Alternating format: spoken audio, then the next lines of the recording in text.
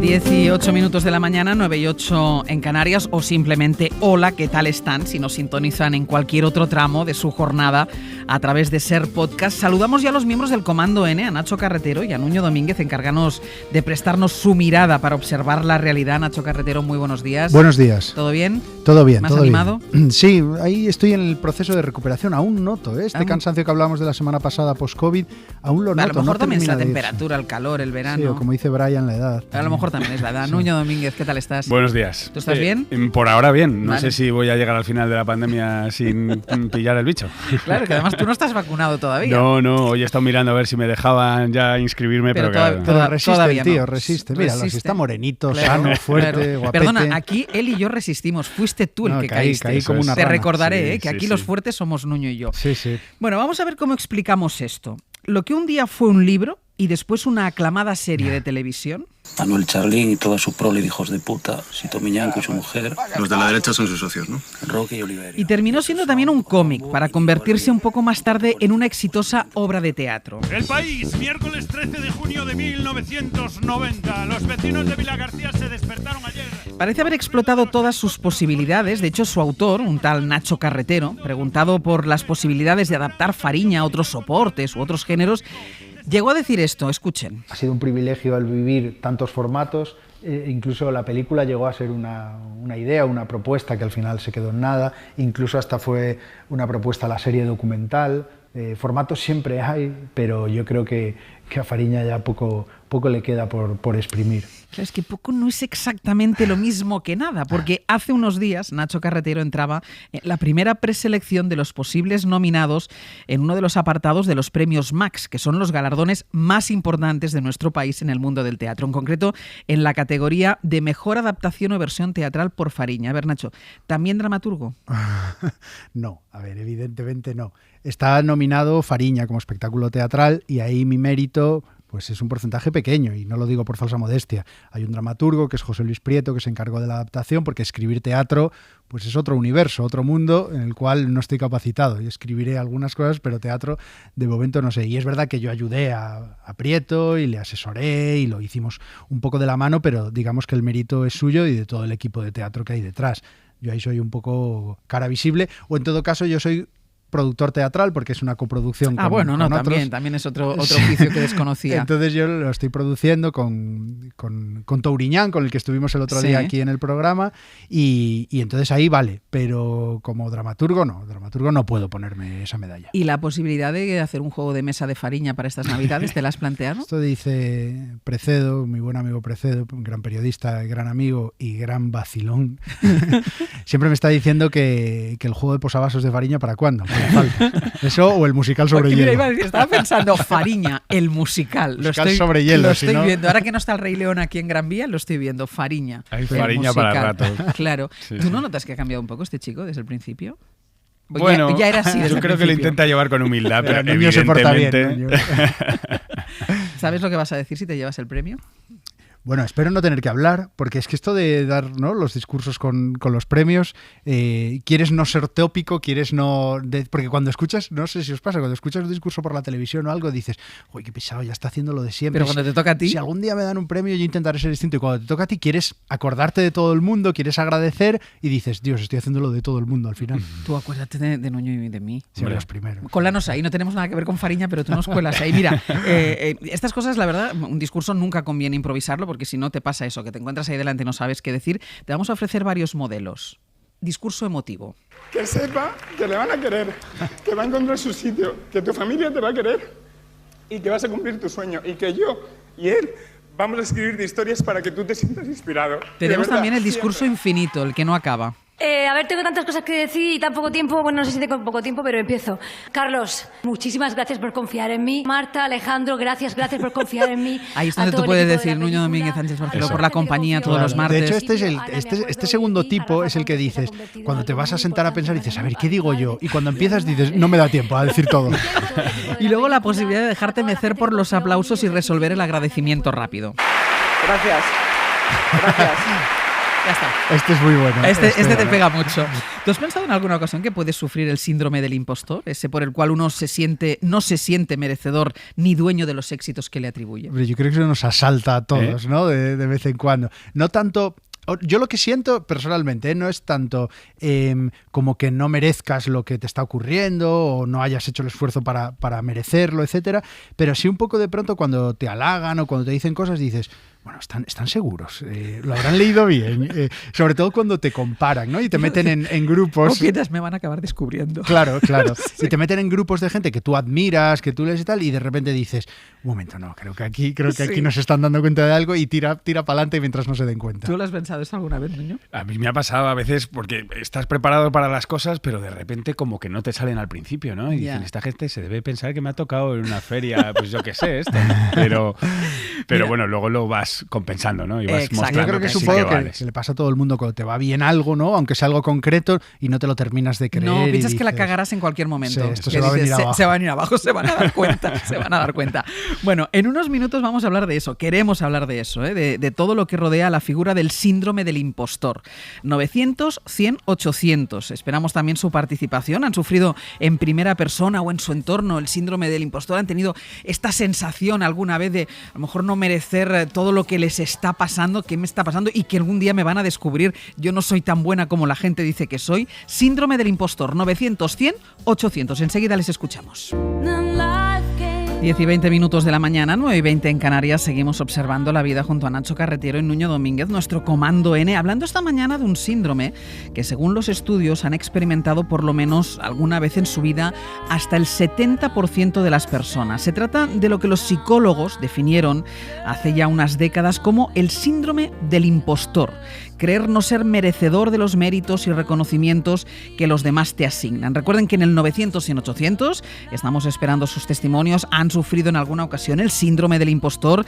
Si ese es su caso o conocen a alguien de su entorno, nos llaman y nos lo cuentan. 900, 100, 800. Yo también pienso, Nuño, que al final el síndrome del impostor lo debe sentir más aquel que tiene pudor, ¿no? Que tiene reparo. El que tiene mucha jeta no se debe identificar con el síndrome del impostor. Lo hablábamos justo ahora fuera de micrófono. Yo, por mi profesión, intento que, por ejemplo, en los artículos salgan el mismo número de mujeres que de hombres, hablando de algo determinado, ¿no? Sobre todo de ciencia. Y en muchos casos, cuando contactas con científicas que están igual de cualificadas que los hombres, te dicen, no, es que mejor habla con fulano o con mengano, como que se echan para atrás porque dicen, es que no es exactamente mi campo en lo que soy experto.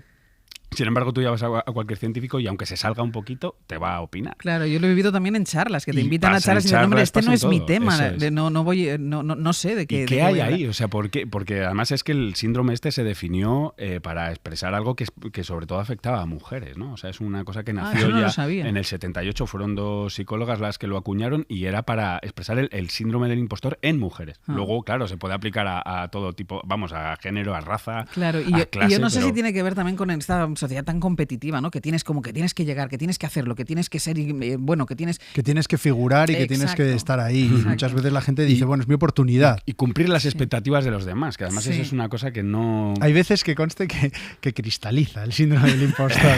Y yo recuerdo una vez que me invitaron a una charla con nada menos que David Trueba, pero claro, una charla pues para hablar de la vida y en general, y la moderaba Guillermo Altares. Y claro, con una charla con David Trueba, pues claro, el tipo se puso ahí a hablar como habla él, anécdotas, citas, con esa memoria prodigiosa que todo lo hilaba perfecto. Y cuando me tocaba a mí hablar, dice, yo aquí voy a contar y ahora, y ahí cristalizó. Efectivamente, ahí yo era un impostor, pero no era un síndrome. Porque no habías escrito Fariña todavía. Sí, la había escrito, pero da igual. Si no puedes meter Fariña y así ya. Sí, es lo que hacía un poco. Yo hablaba de narcos gallegos, aunque no viniese a cuenta. Mira, en un tema como este y con el ánimo de no pasar por impostores, lo mejor es pedir ayuda a un experto y le hemos pedido a Ramón Nogueras, psicólogo conductual, que nos acompaña para responder a todas las preguntas que este síndrome nos sugiere. Ramón, ¿qué tal? Muy buenos días. Hola, Áñez, muy buenos días. Eres tú, no eres un impostor. Sí, soy yo. Aunque bueno, soy una voz en el espacio, podría ser un cisne, yo qué sé. Ya, sí, vete tú a saber. Ramón, ¿cuál es la definición academicista de lo que conocemos como el síndrome del impostor? El tema con la definición academicista es que lo primero que hago es tocar las narices diciendo que es que a mí me parece mal que esto se le llame síndrome, porque síndrome tiene la característica, la connotación de anomalía, de trastorno, de irregularidad, y en realidad es un comportamiento súper normal, porque tiene que ver con la historia de aprendizaje de cada persona, y en eso habéis mencionado antes el tema de que afecta, o parece afectar mucho más frecuentemente a mujeres, lo cual tiene mucho que ver con la socialización. Entonces llamarlo síndrome me parece inexacto, es como lo de depresión postvacacional. Ya ves, tú estás deprimido por tener que ver el jeto a tu jefe, hay que estar enfermo para no querer ver el jeto a tu jefe, pero ¿de qué vas? O sea, pero ahora, una definición un poquito más concisa y más conductual. Es un patrón de comportamiento, ¿vale?, que se caracteriza por una expectativa muy baja de logro, o sea, la expectativa de que los logros de uno no van a estar a la altura, el miedo y la ansiedad a que el fracaso te exponga, y además una creencia irracional de que los demás van a descubrirte y además te van a odiar y te van a escupir y te van a despreciar. O sea, sería esa tríada de conducta lo que definiría lo que llamamos síndrome del impostor. Claro, y esta conducta, entiendo, y lo hablábamos un poco antes con Nuño, ¿no?, afecta más a aquellos que no tienen una personalidad desbordante, que no están muy seguros de sí mismos, porque hay gente que tiene todo el morro del mundo y no debe tener ningún síntoma. Evidentemente, los factores de la personalidad de cada uno, entendiendo personalidad como un patrón de comportamiento estable en el tiempo, pues pueden tener que ver. Pero fíjate que yo lo relaciono más con un fenómeno del que a veces se ha hablado también en los medios, y de hecho creo que la otra vez que intervine contigo en este programa hablamos de los negacionistas, que es lo que llaman el efecto Dunning-Kruger. Sí. El efecto Dunning-Kruger tiene que ver que cuanto menos sabes de algo, menos consciente eres de lo que ignoras y con más confianza hablas, más sobreestima, o sea, lo que es ser un cuñadazo. Vaya, efecto cuñado, eso es. Exactamente. Claro, entonces, ¿qué pasa? Que las personas, cuando adquieren una cierta competencia en una tarea, lo que se dan cuenta es de cuánto es lo que les falta por aprender y por saber, con lo cual además tienes referentes de personas más competentes que tú. Esto evidentemente crea una presión por el rendimiento que te afecta mucho más que si no tienes ni idea. Cuando tú no tienes ni idea, pues vas y sueltas tu opinión porque no eres consciente hasta qué punto tu opinión es ignorante o te falta información o lo que sea. Entonces yo lo relaciono más quizá con la otra cara de ese efecto. Y es verdad que cuando te encuentras a alguien que sabe muchísimo de algo, o normalmente la gente que controla muchísimo algo es la que suele opinar menos de ese asunto. Ya. Claro, suele ser más prudente. El tema es ese, que tú en toda competencia tú siempre vas a tener un conjunto de hechos o de conocimientos que están perfectamente establecidos y sobre los que tú vas a hablar con absoluta certeza porque son axiomáticos. Quiero decir, un psicólogo te va a decir pues, que las leyes del aprendizaje son las que son. Si tú hablas de condicionamiento operante es lo que es. Pero luego efectivamente hay un campo muy amplio en el que ahí pues está el debate abierto. Y entonces, claro, eso choca con la concepción que la gente tiene de los expertos como gente 100% segura de sí misma. Y cuando decías que afecta, y lo apuntaba también Nuño, afecta principalmente a las mujeres, decías por un tema de socialización. ¿Por qué? Sí. Bueno, vamos a ver. En general, hay una diferencia de género en cómo se socializa y sobre todo cómo se recompensan determinados comportamientos, si son mujeres o hombres. Por ejemplo, hay estudios interesantísimos sobre las diferencias de género en empresas que muestran que en reuniones, si se controla el tiempo que se pasa hablando cada interlocutor, cuando las mujeres ocupan el 25% del tiempo, se considera que han ocupado más o menos lo mismo que los hombres. Y cuando las mujeres ocupan el 50% del tiempo, se percibe que han estado dando el coñazo y que no han dejado hablar a nadie. Entonces, claro, fíjate que además a las mujeres no se las recompensa, sino que muchas veces se extingue o se castiga el comportamiento de mostrarse seguras de sí mismas y asertivas, mientras que a los hombres se espera que seamos seguros de nosotros mismos, echados para adelante, etcétera, etcétera. Sí, esa la ambición, ¿no? Que no claro, aquí el debate está abierto en que parte de esto pueden ser variables disposicionales, los psicólogos llamamos variables disposicionales a las variables del entorno del organismo que predisponen o facilitan o dificultan una conducta determinada, o sea, por ejemplo, diferencias fisiológicas o diferencias entre géneros en cuanto a la fisiología, y cuánto de esto es aprendido, pero el efecto se da. Entonces, claro, esto que comentabais de que las mujeres muchas veces declinan participar o remiten a compañeros masculinos cuando a lo mejor ellas son las más cualificadas, esto es un fenómeno que está contrastadísimo y que se da efectivamente con mucha frecuencia. ¿Y es un síndrome que suele acompañar también a los adolescentes, en ese momento en el que dudas de todo, en el que te preocupa mucho el que dirán de ti? Yo creo que es que nos acompaña toda la vida, porque, mira, yo tengo una hija de 8 años que me contaba el otro día que tiene una compañera que es súper salada y súper sociable, y es una chiquita que yo la conozco un poco, de haberla visto jugando con mis hijas en el parque y tal, pero que le tiene un miedo tremendo a hablar en público. Este tipo de cosas aparecen a edades muy tempranas, pero es que nos acompaña toda la vida. Comentabais vosotros el tema de hablar con Fernando Trueba. Yo he vivido también esta sensación en mis carnes en algunos eventos de divulgación, como cuando me invitaron a dar una charla TEDx, o cuando hice mi primer Desgranando Ciencia, que fui a participar en un evento donde iban científicos de primer nivel, gente que ha publicado en revistas como Nature, y digo, yo que si yo no tengo ni el doctorado, ¿qué coño hago yo aquí? Si yo soy un pringao, lo único que se hace es decir que bebe cerveza, ¿sabes? Bueno, se busca la diversidad de voces. De hecho, perdona, es que cuando me llamó uno de vuestros colaboradores, no, que vas a salir con Ángel Barceló, pues mi primer pensamiento, yo, ¿qué cojones hago, tío? Yo muchas veces he pensado, sobre todo al principio, ahora porque se tiene más en cuenta en los paneles, que sean paritarios y tal, pero yo muchas veces he pensado que me invitaban por cuota.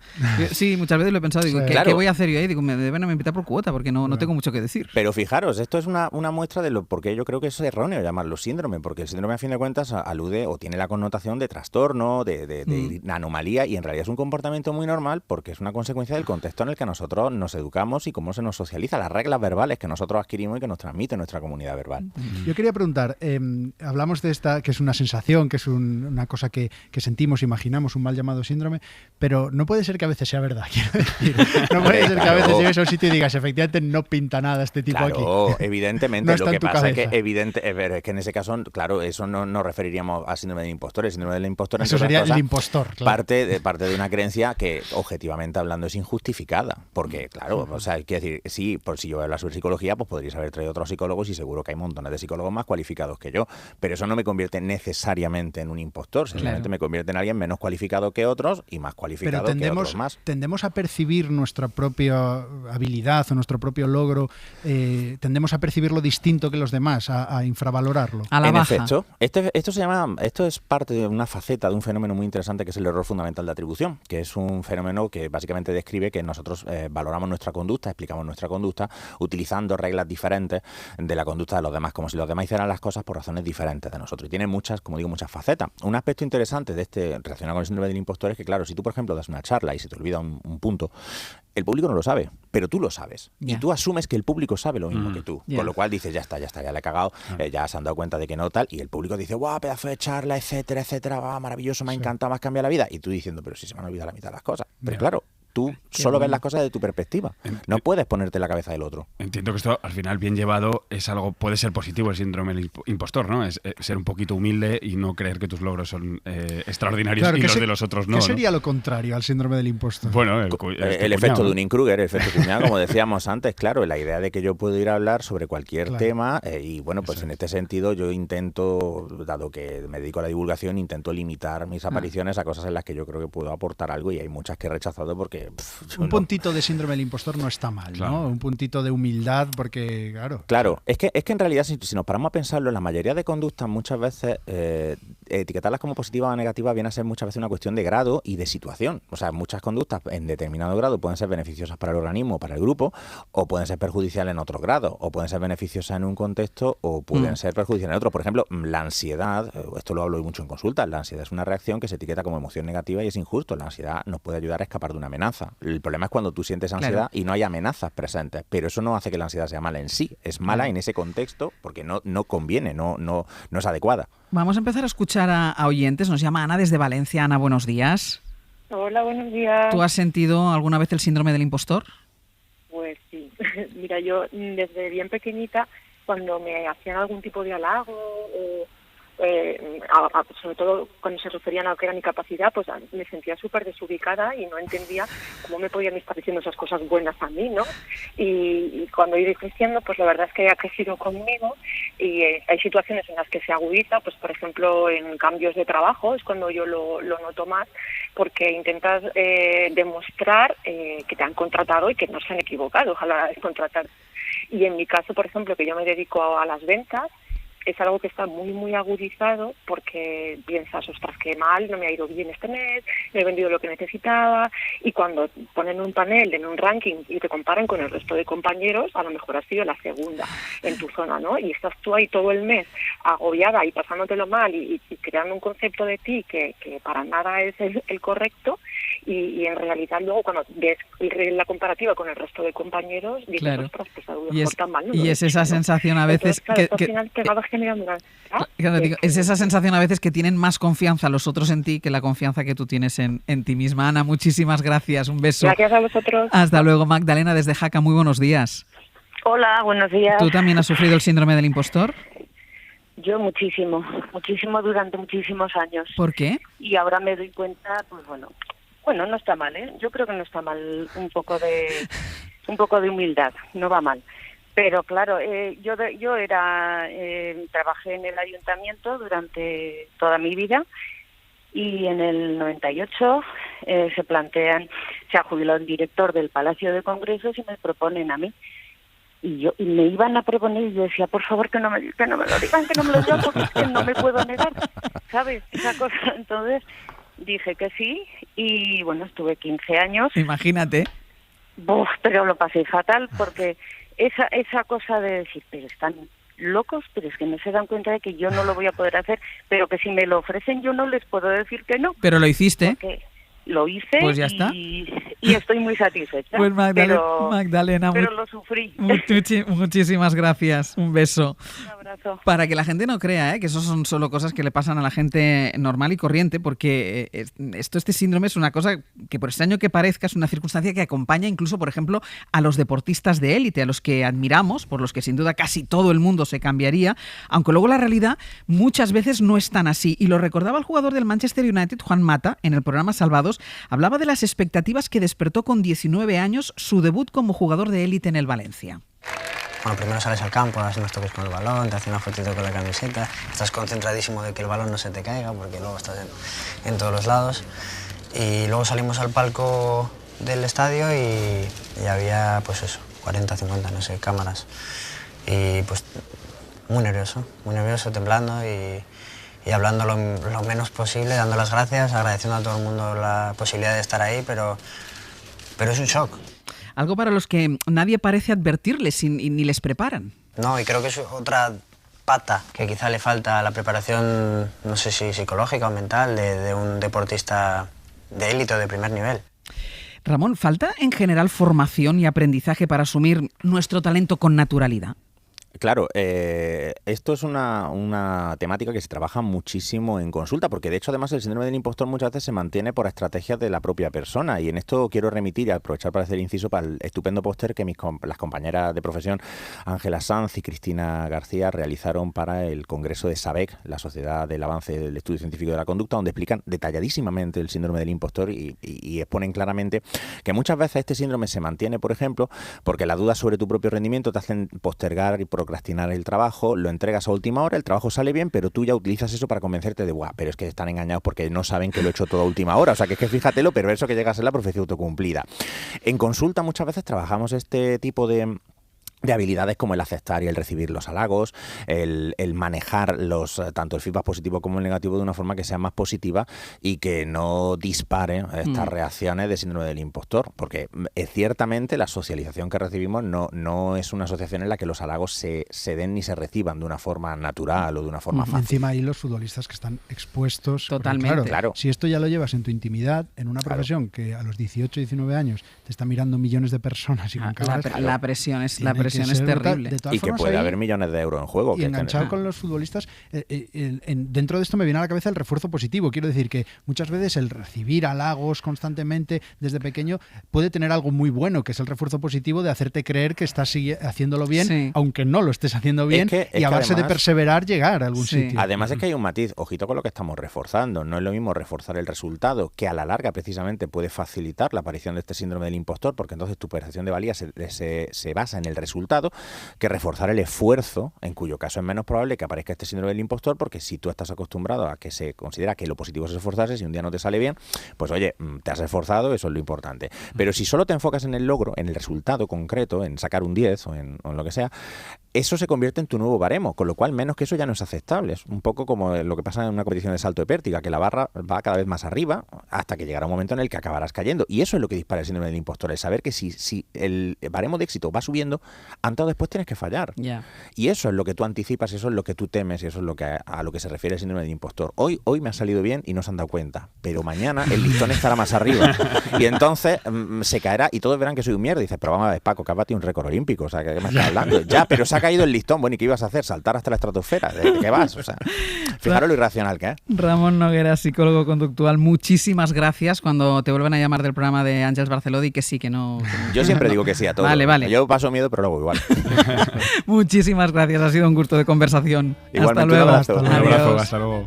10:42 de la mañana, 9:42 en Canarias. Hoy en la sección del planeta con nuestro Comando N, con Nacho Carretero y con Nuño Domínguez, vamos a responder a una pregunta que es difícil, ¿eh? ¿Cuál es el momento más importante del desarrollo humano? Podríamos pensar que los primeros meses de vida, cuando el bebé empieza a ser consciente de que tiene cuerpo, podríamos decir que la adolescencia, cuando se modela la personalidad, pero resulta que no es así. El momento más importante del desarrollo humano se da de los 14 a los 28 días del embrión. Y esta sección, el tema que vamos a abordar hoy, Nuño, surge por una reivindicación científica para experimentar precisamente con ese momento vital, con embriones de más de 14 días de vida. ¿Por qué? Porque justo en ese momento, a partir de los 14 días, sucede en el embrión como una especie de coreografía de las células que lo forman, que son todavía relativamente pocas, y vemos cómo se empiezan a formar el plano general de lo que será el cuerpo. Aparecen ya los 3 tipos de tejido fundamentales que darán lugar a los órganos, y un poquito más allá de esos 28 días empieza a latir el corazón, un poquito más allá empiezan a salir las primeras neuronas, y es una caja negra para nosotros. No sabemos, nunca hemos podido mirar en un laboratorio qué sucede en esos días. Solo hemos podido estudiar animales y pensar que nosotros seguimos el mismo camino, pero evidentemente a lo mejor no. Somos muy diferentes de un perro o de una rata. Tengo aquí un palabra para preguntarte, ¿qué es la gastrulación? Pues la gastrulación, los biólogos del desarrollo dicen, es el momento más importante de tu vida, es la gastrulación. Es ese periodo entre 14 y 28 días cuando sucede todo esto.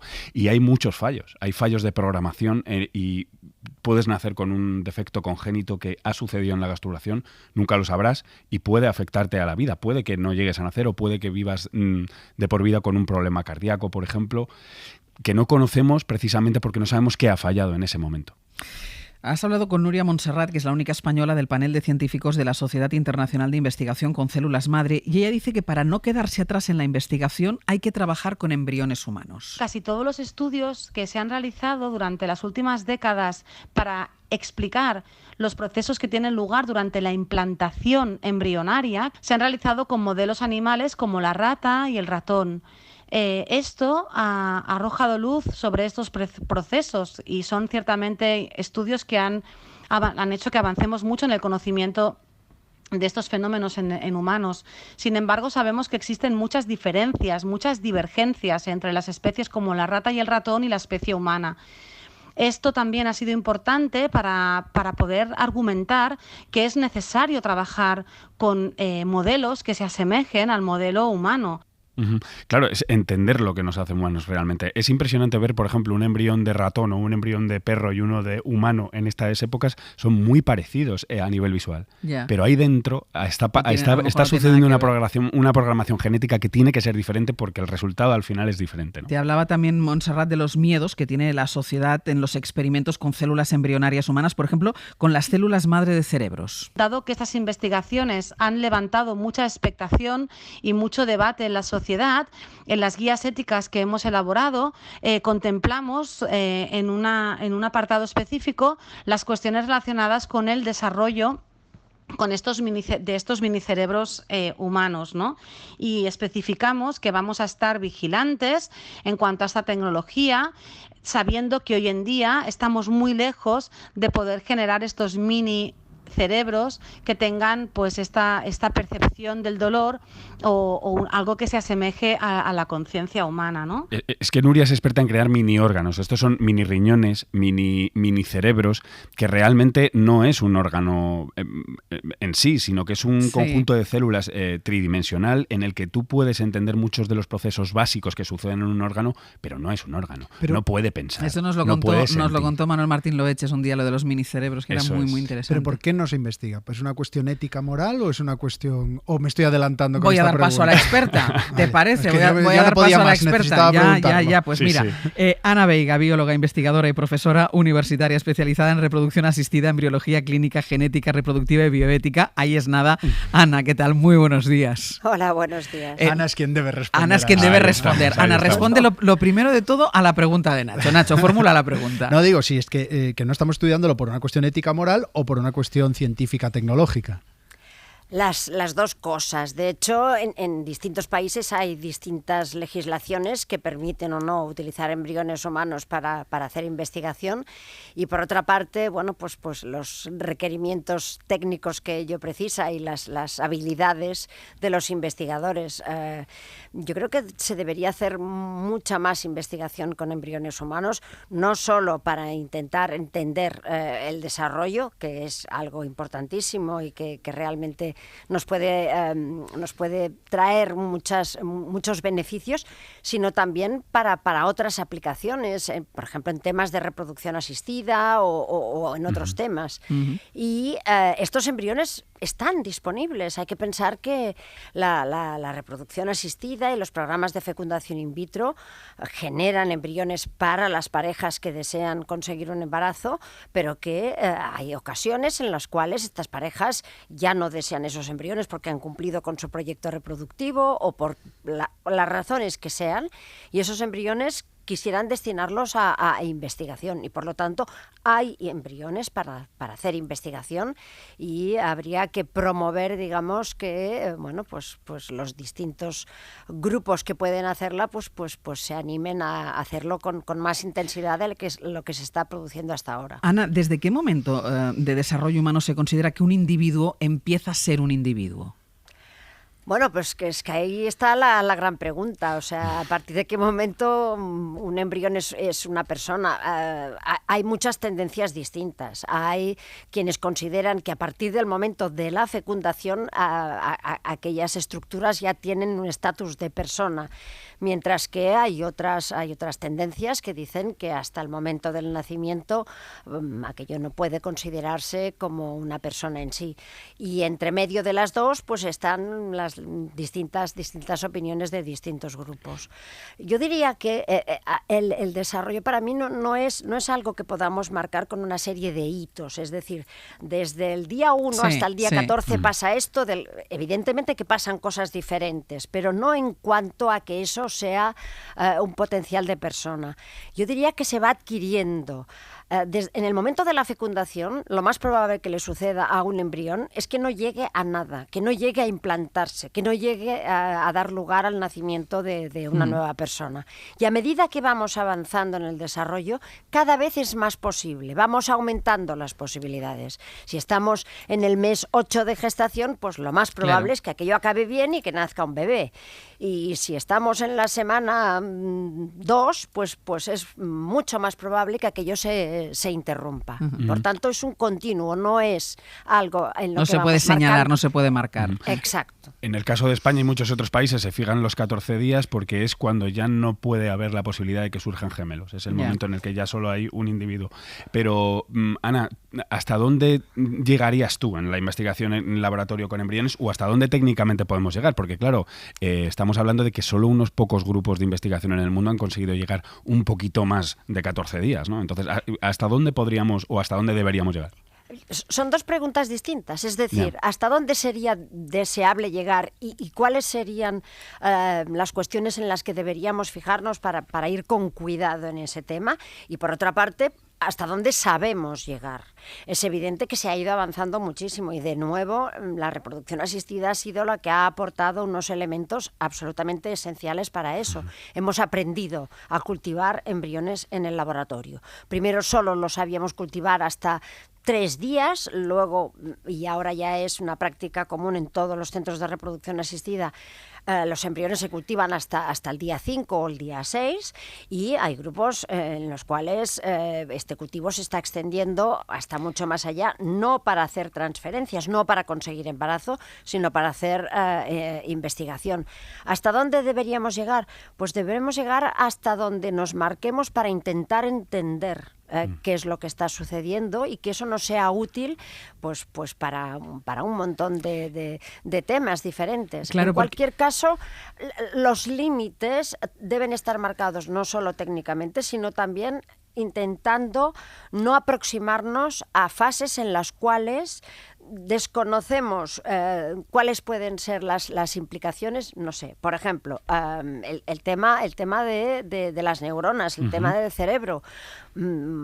Ese embrión de más de no sé cuántos días puede percibir sensaciones. Bueno, todos esos son temas que debemos contemplar. Y nos decía antes Nuño, ¿no?, que mientras tanto, bueno, claro, se investigan embriones de animales. Tampoco se sabe, o sí, no lo sé, te pregunto, la diferencia entre los embriones de los animales y de ser humano, ¿no? Si no se puede investigar en el de ser humano. Claro, hay esa fase, ese periodo que es un agujero negro, por decirlo de alguna forma, porque no hemos tenido acceso a ese tipo de material. Por ejemplo, podemos tener acceso a abortos, por ejemplo, a abortos espontáneos, y por lo tanto podemos aprender a partir de un determinado momento. Pero entre el momento de la implantación y esos abortos que se producen y que podemos recuperar material para estudiarlo, ahí no sabemos nada, y esa es esa ventana en la cual, bueno, pues donde está la gastrulación y lo que habéis comentado anteriormente, que es importantísimo para el futuro desarrollo del individuo. ¿Y la legislación para experimentar con embriones humanos es la misma en todo el mundo? No, en absoluto. Hay grandes diferencias, y estas grandes diferencias hacen, bueno, pues que en algunas situaciones los investigadores se muevan de un país a otro para poder llevar a cabo determinados experimentos. ¿Y en España es más restrictiva? No, en España yo diría que estamos, a pesar de que en estos momentos se está planteando ya una revisión de la ley de biomedicina, que ya tiene unos años, es del 2007, yo creo que en España hemos tenido la suerte de que se hizo una ley que se marcaba perfectamente dentro de las demandas de los investigadores, las necesidades que había de poder llevar a cabo proyectos de investigación, y lo que, bueno, pues la gente también percibía como algo beneficioso para toda la sociedad. No, tenemos una ley, yo creo que buena, que hay que readaptar, pero que permite hacer investigación con embriones sin ningún tipo de problema. Tú estás intentando ahora que se apruebe en España la legislación para los bebés con 3 padres. ¿Eso bueno, qué es?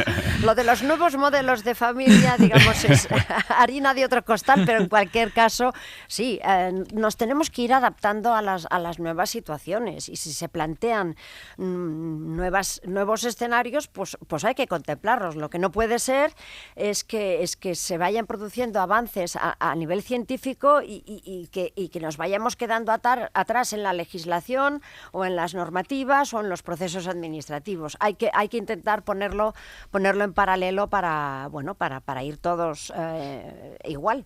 Eso es claro, que es que aquí estamos hablando de conocimiento esencial para entender lo que es un ser humano. Entonces vamos a dejar que sean otros países los que lleven el liderazgo de este campo, y tenemos muy buenos investigadores en España y en otros países españoles, investigando en otros países, que trabajan en este campo. Entonces ahí está esa porque decisión. Entiendo, además, esto es una pregunta un poco tonta, pero entiendo que es incompatible la investigación o la experimentación con el bienestar del embrión. Quiero decir, si experimentas con él, ese embrión no va a salir adelante. Sí, no, claro, eso es, a no ser que sea, o se investiga o se utiliza para hacer una fecundación in vitro. Esto es así, ¿no, Ana?